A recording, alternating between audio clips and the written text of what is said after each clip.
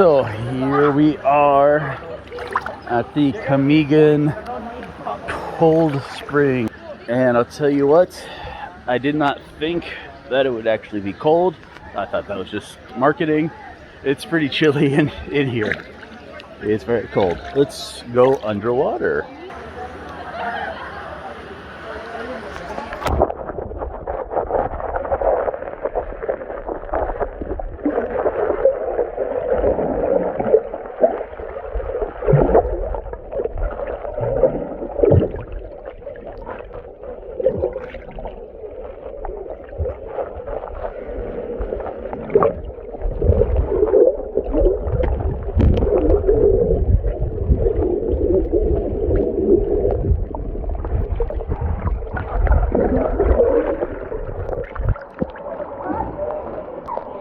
It's maybe about 10 feet down, but it is chilly.